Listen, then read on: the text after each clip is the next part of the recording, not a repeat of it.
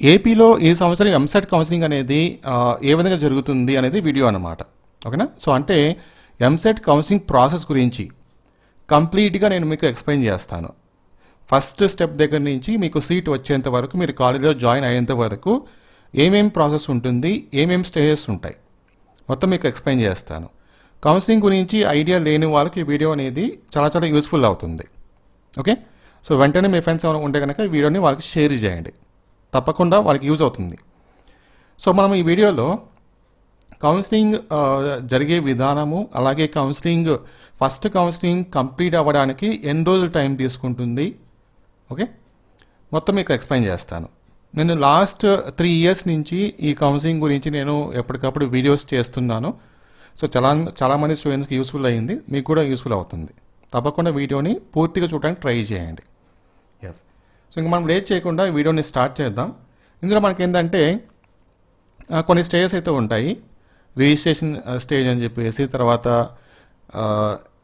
Survey verification అని చెప్పేసి, web options, seat allotment, college reporting. చూడండి 1, 2, 3, 4, 5. సో 5 స్టేజెస్ ఉంటాయి. ఇవన్నీ కూడా 1 by 1 జరుగుతాయి అన్నమాట. సో ఫస్ట్ రిజిస్ట్రేషన్ ఉంటుంది, తర్వాత మీ సర్టిఫికేట్స్ అని వెరిఫికేషన్ చేస్తారు, next web options, next seat allotment, తర్వాత కాలేజ్ రిపోర్టింగ్. ఇవన్నీ నేను మీకు ఎక్స్ప్లెయిన్ చేస్తాను, ఒక్కొక్కటి ఎక్స్ప్లెయిన్ చేస్తాను. ఫస్ట్ మనము రిజిస్ట్రేషన్ గురించి తెలుసుకుందాం.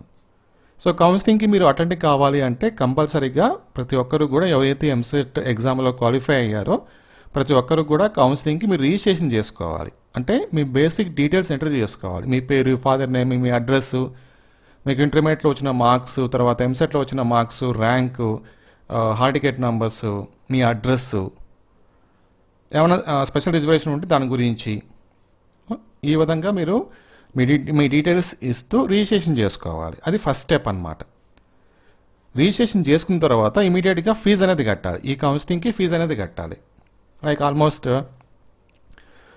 600 కానీ లేకపోతే 800 కానీ ఉంటుంది ఫీజు. అది కూడా కేటగిరీ వైజ్గా ఉంటుంది. ఓసీ, బీసీకి ఒక ఫీజు ఉంటుంది, ఎస్సీ, ఎస్టీకి ఒక ఫీజు ఉంటుంది. సో కేటగిరీ వైజ్గా వాళ్ళు ఎంతైతే ఫీజు డిసైడ్ చేస్తారో అంత ఫీజు మీరు కట్టాల్సి వస్తుంది. రిజిస్ట్రేషన్, ఫీజ్ పేమెంట్ అన్నమాట. ఇది ఫస్ట్ స్టేజ్. ఇవి రెండు కంప్లీట్ అయిన తర్వాత మీరు సెకండ్ స్టేజ్కి వెళ్తారు. సెకండ్ స్టేజ్ ఏంటి? మీ దగ్గర ఉన్న సర్టిఫికేట్స్ అన్నీ వెరిఫికేషన్ చేస్తారనమాట. 10th class certificate, intermediate certificate, study certificates, income certificate, caste certificate, residence certificate, మీ టీసీ. ఓకే? సో ఈ విధంగా మీ దగ్గర ఉన్న అన్ని సర్టిఫికేట్స్ కూడా వెరిఫికేషన్ చేస్తారు. అవన్నీ ఒరిజినలా కాదా, నిజమా కాదా అని చెప్పేసి. ఓకేనా? అది సెకండ్ స్టేజ్ అనమాట. సో ఫస్ట్ స్టేజ్ కంప్లీట్ చేసుకున్న వాళ్ళు, రిజిస్ట్రేషన్, ఫీజు పేమెంట్ చేసిన వాళ్ళు సెకండ్ స్టేజ్కి వెళ్తారు. మీ సర్టిఫికేట్స్ వెరిఫికేషన్ చేస్తారు. ఇది యాక్చువల్గా మనకి ఏంటంటే కోవిడ్ టైంలో ఆన్లైన్లో జరిగేది. మీ సర్టిఫికేట్స్ అన్నీ కూడా ఆన్లైన్లో వెరిఫికేషన్ చేస్తారు.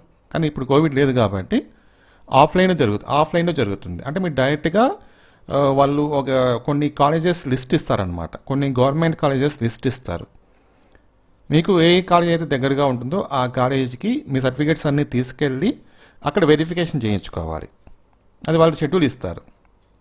సో రిజిస్ట్రేషన్ టైమింగ్ చూసుకుంటే ఆల్మోస్ట్ ఒక 5 to 6 days టైం ఇస్తారు.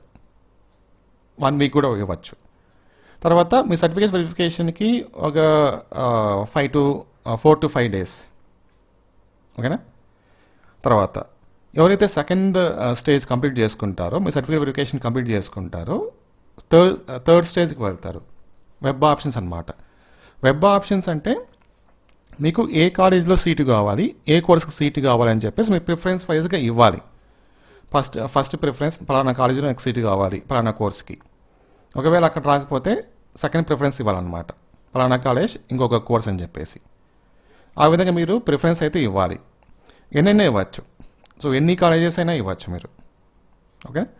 సో ఎందుకంటే సపోజ్ మీరు ఒక కాలేజ్ ఇచ్చారనుకోండి, పలానా కాలేజీలో నాకు సిఎస్సికి సీట్ రావాలని చెప్పేసి, ఆ కాలేజీలో మీకంటే తక్కువ ర్యాంక్ వచ్చిన వాళ్ళు, అంటే మీకంటే మంచి ర్యాంక్ వచ్చిన వాళ్ళు అప్లై అంటే వెబ్ ఆప్షన్ ఇచ్చింటే వాళ్ళకి వెళ్ళిపోతుంది సీటు, అప్పుడు మీకు రాదు.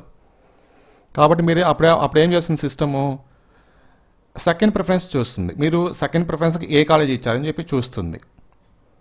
సో అక్కడ మీకంటే మంచి ర్యాంక్ వచ్చిన వాళ్ళు అప్లై చేసుకోకపోతే మీకు సీట్ ఇస్తారు, ఆటోమేటిక్గా మీకు అలాట్మెంట్ జరిగిపోతుంది.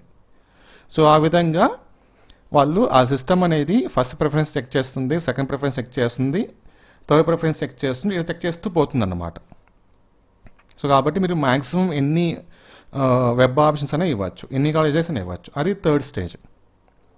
ఓకే, తర్వాత ఇంకొక డౌట్ ఉండొచ్చు, సార్ నేను సిఎస్సికి కావాలి అంటే మీరు డిఫరెంట్ కాలేజెస్లో సిఎస్సి పెట్టుకోవచ్చు.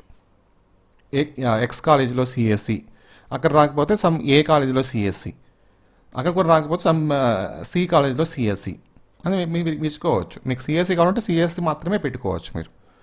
లేదు మీకు సిఎస్సి రాలేదు, నాకు ట్రిపుల్ ఈ కావాలి, అది కూడా పెట్టుకోవచ్చు. సో కాలేజీని బట్టి మీరు ఆ కోర్స్ కూడా చేంజ్ చేసుకోవచ్చు, ఇబ్బంది లేదు. అది థర్డ్ స్టేజ్ అనమాట, వెబ్ ఆప్షన్స్. ఎవరైతే వెబ్ ఆప్షన్స్ పెట్టుకుంటారో అలాంటి వాళ్ళకు సీట్ అలాట్మెంట్ చేస్తారు. సో వెబ్ ఆప్షన్స్కి ఆల్మోస్ట్ ఒక 4 days టైం ఇస్తారు. 4 days తర్వాత మళ్ళీ ఒక 1 week అట్లా టైం తీసుకొని సీట్ అలాట్మెంట్ చేస్తారు. అంటే ఎవరైతే వెబ్ ఆప్షన్ ఇచ్చింటారో వాళ్ళకి ఏమన్నా సీట్ వచ్చిందా రాలేదా అని తెలిసిపోతుంది. ఒకవేళ సీట్ రాకపోతే మళ్ళీ మీరు నెక్స్ట్ ఫేజ్లో, నెక్స్ట్ కౌన్సిలింగ్లో పార్టిసిపేట్ చేయొచ్చు. సీట్ వచ్చిన వాళ్ళు కూడా పార్టిసిపేట్ చేయొచ్చు మంచి కాలేజ్ కోసం. అది fourth stage, seat allotment. So seat వచ్చిన వాళ్ళు ఏం చేస్తారు, కాలేజ్లో వెళ్ళి రిపోర్టింగ్ చేయాలి, అది లాస్ట్ స్టేజ్ అనమాట. ఓకే, సో సెల్ఫ్ రిపోర్టింగ్ కానీ రిపోర్టింగ్ అట్ కాలేజ్ కానీ, ఫస్ట్ మీరు వెబ్సైట్లో సెల్ఫ్ రిపోర్టింగ్ చేయాలి, అలాగే డైరెక్ట్గా ఫిజికల్గా కాలేజీకి వెళ్ళి అక్కడ రిపోర్టింగ్ చేయాలి, రెండు చేయాలి. వెబ్సైట్లో చేయాలి, కాలేజ్లో చేయాలి, రెండు చేయాలి. ఇవి డిఫరెంట్ స్టేజెస్ మీకు ఉండేది. ఓకే, చూపిస్తాను చూడండి. సో ఫస్ట్ స్టేజ్ రిజిస్ట్రేషన్ చేసుకోవడం, ఫీజు పేమెంట్ చేయడం. తర్వాత ఎవరైతే ఫస్ట్ స్టేజ్ కంప్లీట్ చేసుకుంటారో అలాంటి వాళ్ళు సెకండ్ స్టేజ్కి వెళ్తారు. మీ సర్టిఫికేట్స్ అన్నీ వెరిఫికేషన్ చేయించుకోవాలి. వన్స్ మీరు వెరిఫికేషన్ కంప్లీట్ అయిపోతే మీరు థర్డ్ స్టేజ్కి వెళ్తారు.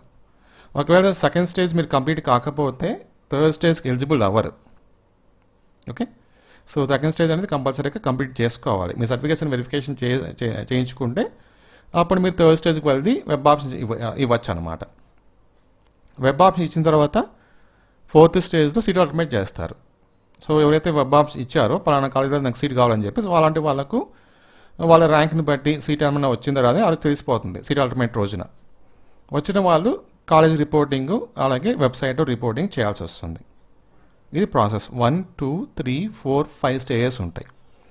ఈ అన్ని 5 స్టేజెస్ గురించి నేను లాస్ట్ 3 years నుంచి వీడియోస్ చేస్తూ ఉన్నాను అనమాట.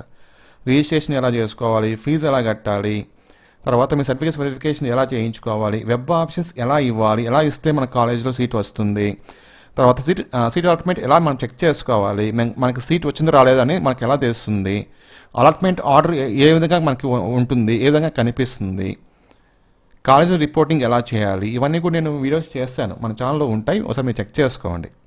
Thank you.